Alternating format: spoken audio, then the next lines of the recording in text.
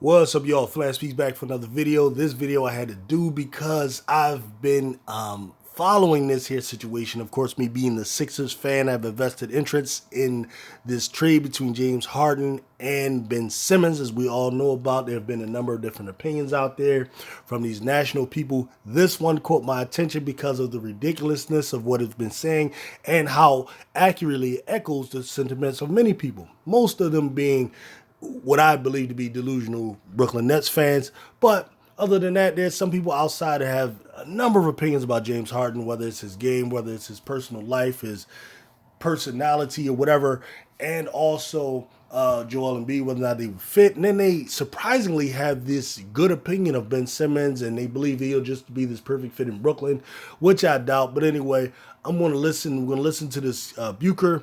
And also Chris Broussard. I think he's going to chime in, and then I'm going to just give my opinion. Runner, Joel Embiid, who outplayed Giannis 42, 14, and 5. Philly squandering a 15-point lead, but ended up closing out the Bucks in crunch time, 32 for Giannis. After the win, Embiid talked about this team's potential. I mean, we used to sit scare hours. I sit scare minutes for all the, 48 minutes. I'll say scare minutes. Let's hurry up and get to it. A lot of this is like inconsequential stuff. Rick Bouchard joining us this morning. Rick, good to have you. I'll start with you. Is there, in your opinion, is there urgency for the Sixers to win the title this season? Oh, yes, absolutely. And we saw part of it because of what happened against the Milwaukee Bucks. One, they need to get after it now while the Milwaukee Bucks still have Brook Lopez recovering from back surgery, and Giannis Antetokounmpo has to play center the majority of the time. All right, so this guy believes that the Philadelphia 76ers, the reason they were able to beat the Milwaukee Bucks was because Brook Lopez didn't play. All right, so this is what we're dealing with. We're dealing with someone who has the basketball knowledge pretty much of an ant. If he believes that the reason the Sixers need to win now is because of Brook Lopez, this guy's tripping.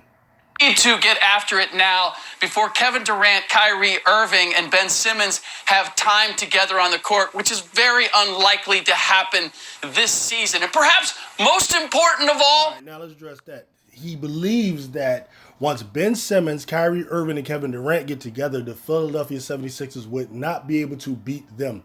Now, in what world, in what earth do you believe that a team with Kyrie Irving, Kevin Durant, and Ben Simmons is just so much exponentially better than Joel Embiid, Tobias Harris, and James Harden? Why is it this belief that it's exponentially, they're just so much better? How? Where? If let's look at the two best players on the team. You have Joel Embiid, you have Kevin Durant. At best, at worst, they cancel each other out. Both guys are going to give you about 30 points. Embiid's going to give you more rebounds, better defense. Okay?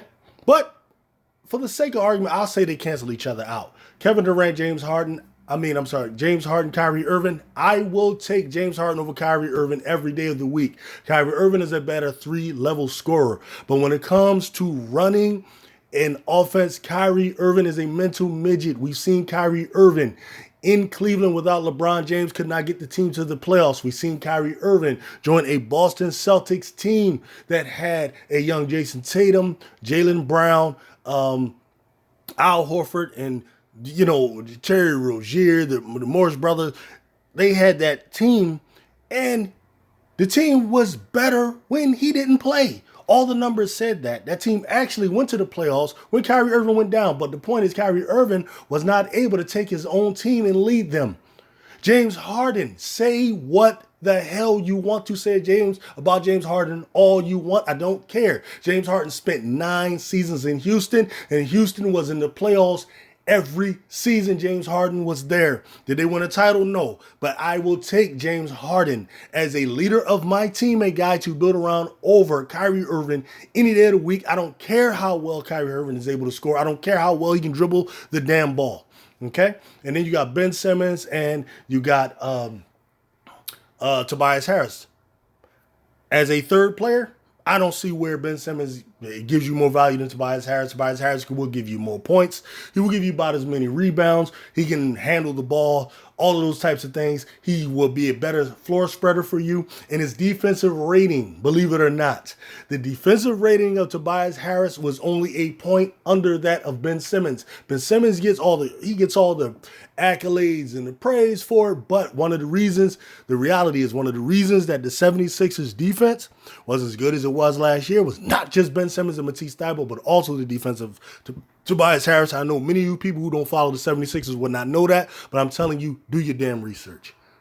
They have to get it done now while Joel Embiid still has that energy about being excited before he gets a full taste of what it's like to play with James Harden and his usage rate goes off the table and he never has a chance of winning MVP again. And there's another thing here. This idea that when James Harden comes, okay, Joel Embiid is averaging 29, so James Harden's going to come and decide, you know what, I'm not going to give Joel Embiid the ball. I'm going to just sit here, dribble, shoot threes, right?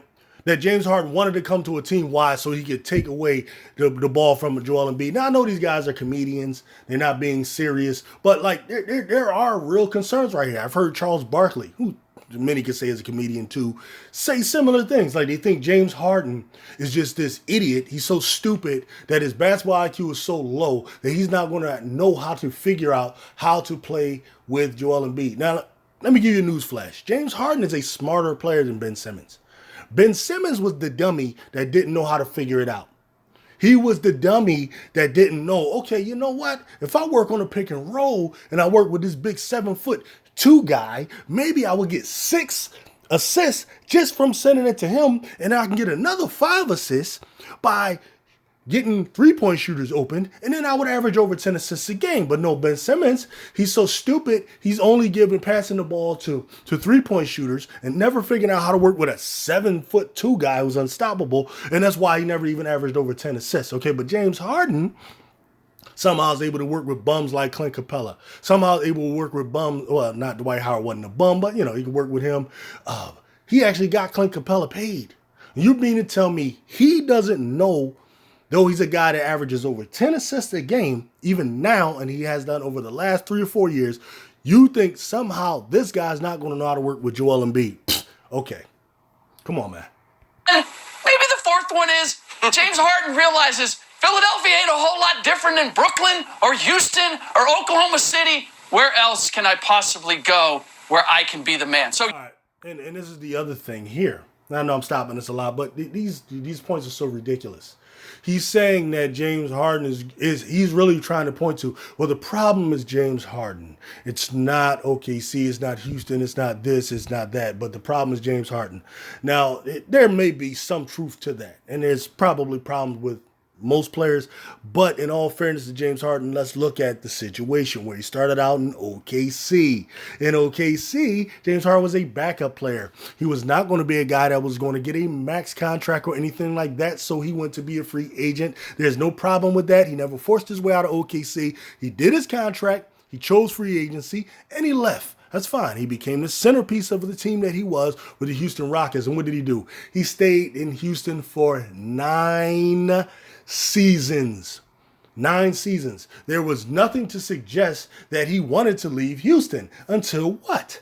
Until the Houston Rockets had lost, the Chris Paul situation was over with. They got Russell Westbrook. That went nowhere. And I mean, if you're going to blame James Harden for Russell Westbrook, then blame LeBron James for not getting along with Russell Westbrook now. Blame Kevin Durant for not getting along with Russell Westbrook in OKC. If you're going to do that, then blame all of them as well. No, they seem to blame Russell Westbrook. But however, when Westbrook was with Harden, we're going to blame Harden. Come on, man. Cut it out. Don't have no agenda. Let's be fair. Number 2. He was there 9 seasons. Number 2, I'm sorry. Daryl Morey, who was the GM, had left. And the story goes, this is according to a number of sources, James Harden wanted Doc Rivers to coach him. This is proof from both James Harden said this and both Doc Rivers said that. Doc Rivers, before he took the Sixers job, he had an appointment to go to Houston. All right, so Doc Rivers loses the job with the Los Angeles Clippers. He immediately has an appointment in both Philadelphia and an appointment in Houston. When he meets in Philadelphia, Elton Brand and them, they like him for the job. He likes the job. He takes the Philly job. Once Doc takes the Philly job, Daryl Morey is calling Doc, because remember, Daryl Morey was still the GM.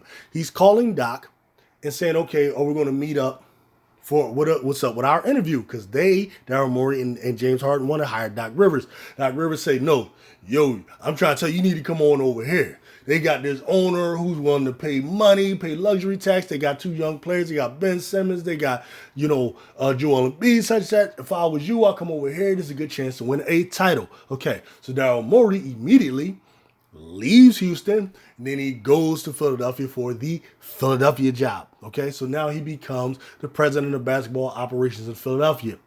James Harden is sitting there by himself like, damn, well, Daryl done left. They done traded Russell Westbrook for fucking John Wall. Okay, they got old ass DeMarcus Cousins up in there. All right, so don't talk to me about James Harden. He's supposed to just sit there and tolerate this bullshit with DeMarcus Cousins and all these other bums they got. He know this team is going nowhere fast. All right, he's not Dame Lillard, who's just going to just sit there and just I'm riding for my team and all that kind of crap. Right? He wants to get up out of there. Of course, he did. He signed a contract. He's under contract. I get it. I don't necessarily support sitting there, trying to get up out of your contracts or whatever. But whatever. He wanted to get up out of there. Since he left, ever since he was ready to get up out of Houston, he wanted to come to Philadelphia. That's where he wanted to come. He did not want to go to Brooklyn initially. He wanted to come to Philadelphia. However, he wouldn't mind Brooklyn as a second choice if the Philadelphia thing cannot work. Philadelphia and Houston were close to making a trade. However, the Houston Rockets, because of the nature of the way Daryl Morey left, they did not want to do a deal with the Philadelphia 76ers. All right, unless they were going to fleece the Sixers. They want Ben Simmons, they want Matisse Thybulle, they want this and that, they want 10 damn picks, whatever. So that's why that didn't happen. So James Harden ends up going to Brooklyn with the Nets. And while he was there, people can say whatever they want. He absolutely balled out to the tune of 24 points a game, over 10 assists a game. And he actually did all he could until he got hurt, of course, in the semifinals, second round of the playoffs. And the rest was history. You know what happened. All right, this season, a lot of nonsense happened. I don't know if he gets along with Kevin Durant. I don't know the Kyrie Irving thing. He mentioned that. He sees a way out. So, hey, he got his way out. But this narrative that he goes places and he hates it, like he hated OKC. Then he tries to act like he hated Houston. He didn't hate Houston. He stayed there for 9 years. He was the hero of the damn place until the place just went south. Okay? So unless you think he's supposed to sit there and play with DeMarcus Cousins and all of them guys, all right, the place went south. And he wasn't interested in the rebuild. All right? And so he wanted to come here. And this is where he is. So now you think you're just going to hate it here. Yes, the urgency, the absolute urgency is to get this done now.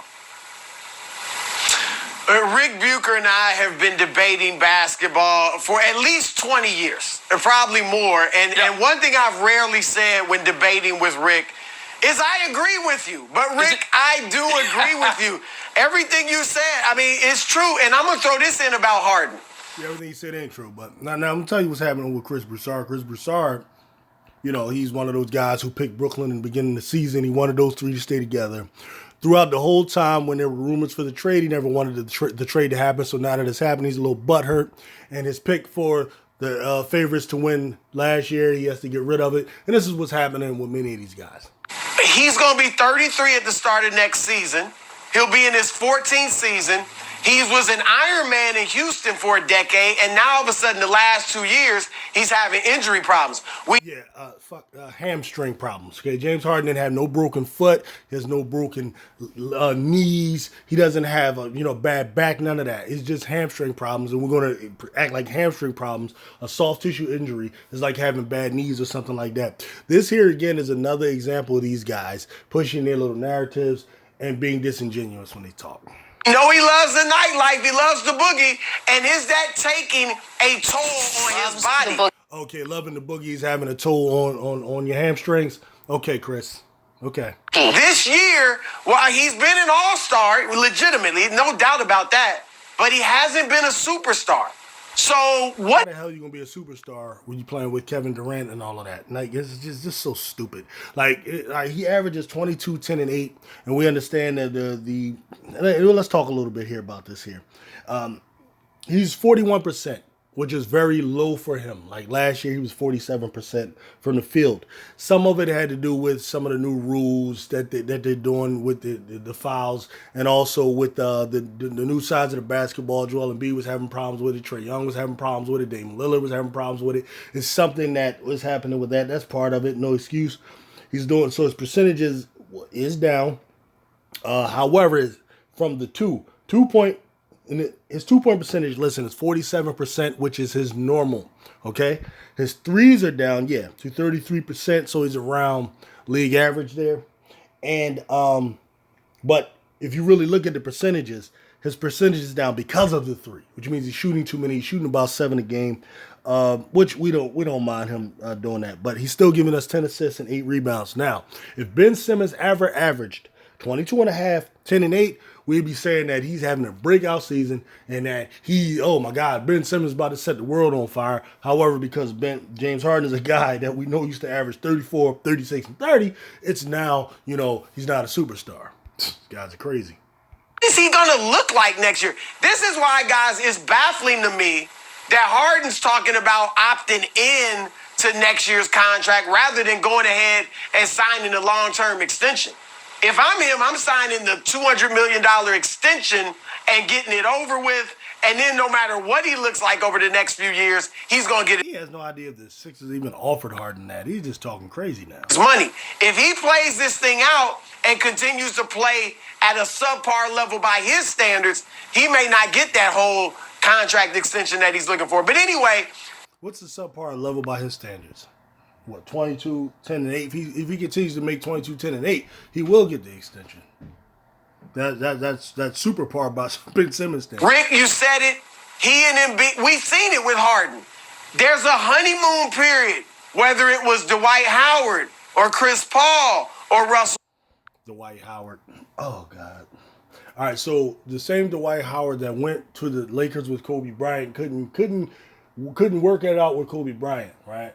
That same Dwight Howard. The same Dwight Howard who's been known for being a clown and clowning and whose whole game has fallen, who's been on like damn near 10 to 12 different teams. That same Dwight Howard. We're going to bring that up right now when we're trying to make a narrative. When everybody knows Dwight Howard. Oh, God. Westbrook or Kevin Durant and Kyrie. All right, him and Chris Paul did what? They went to the Western Conference Finals to a Game 7 where Chris Paul got hurt. And then Chris Paul decided to leave and go to Phoenix. Chris Paul did what they get on Harden about. And, oh God, I can't do it with these dudes. Irving, and the honeymoon period doesn't last that long.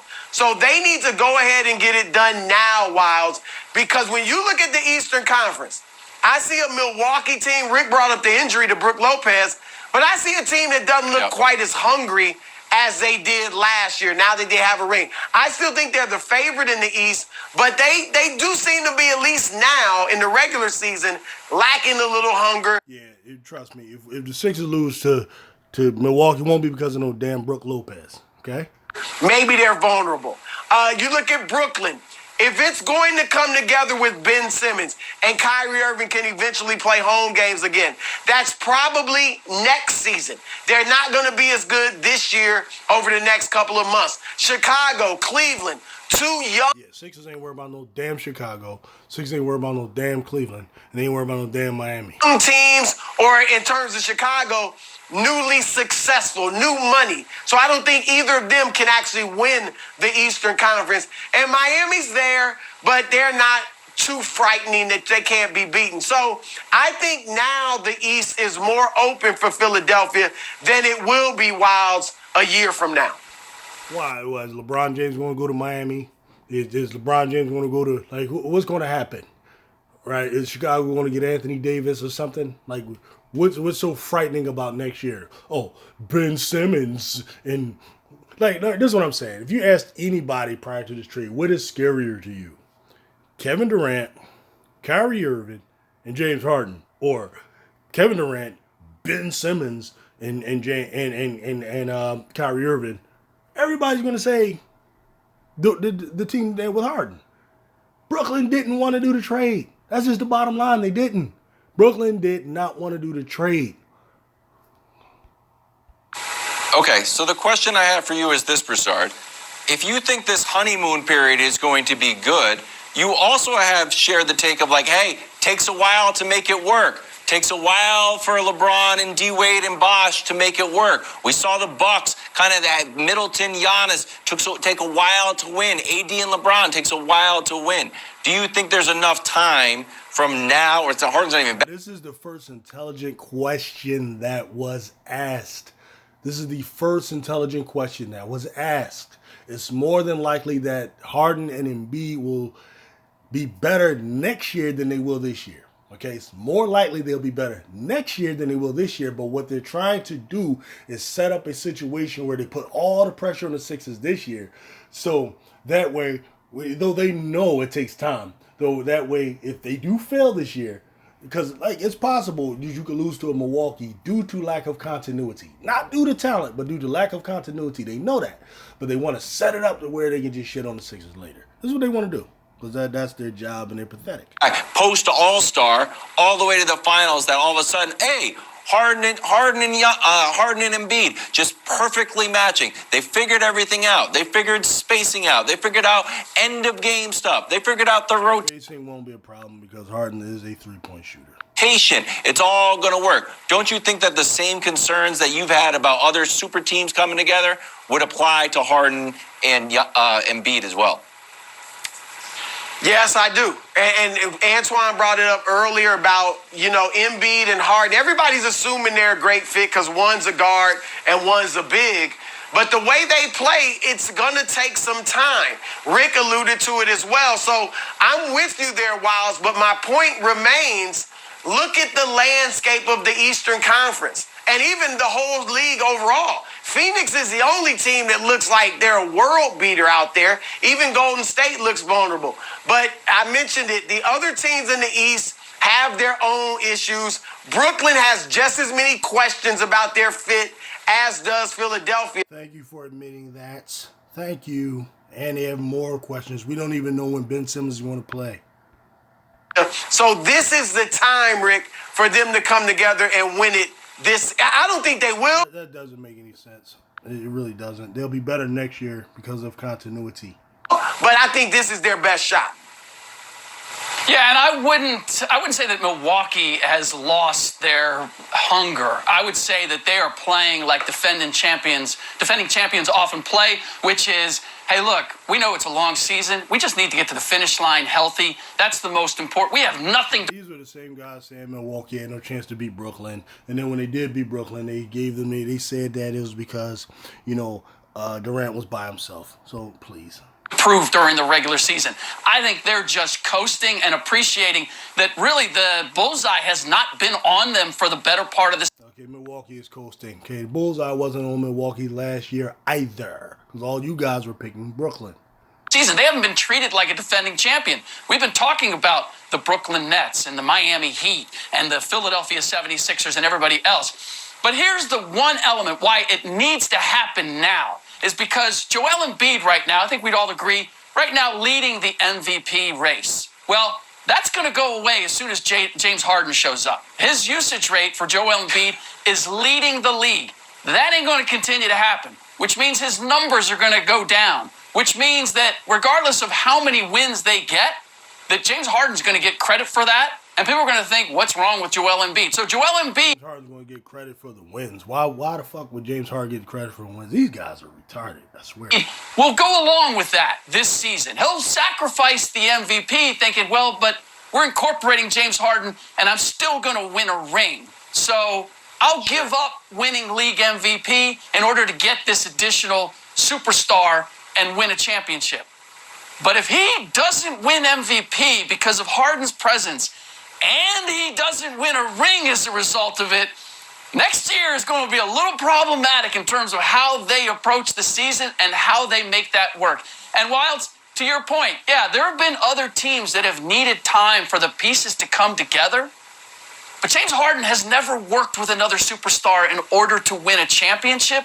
And why would you say that when he and the Houston Rockets with Chris Paul went to the Eastern Conference Finals where they almost beat the so-called juggernaut Golden State Warriors, and Chris Paul's the one that got hurt and prevented that from happening? Why are you lying like this? He's never, ever worked with a post player as dominant as Joel Embiid. If he couldn't make it... Yeah, but he wants to work with a post player like Joel Embiid. That's why he's here, you idiots. ...work with KD and Kyrie or Chris Paul, how's he going to make it work with a Joel Embiid who's still...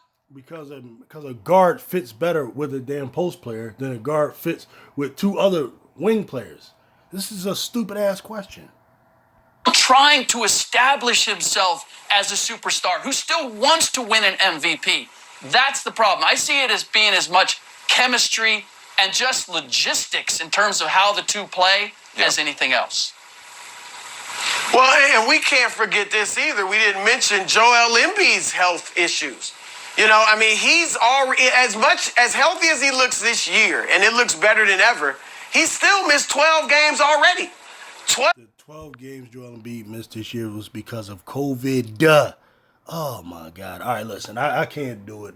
Yeah, Joel Embiid wasn't hurt this year, but that's all I got to say. I can't take these guys serious because they're not doing their research and they're not looking things up. Joel Embiid did not miss any time due to any type of injury to his body. There was maybe a game or two that was a load management, which everybody is doing, and the rest were COVID. All right, so... yeah, that's pretty much it for me, guys, man. I'm out.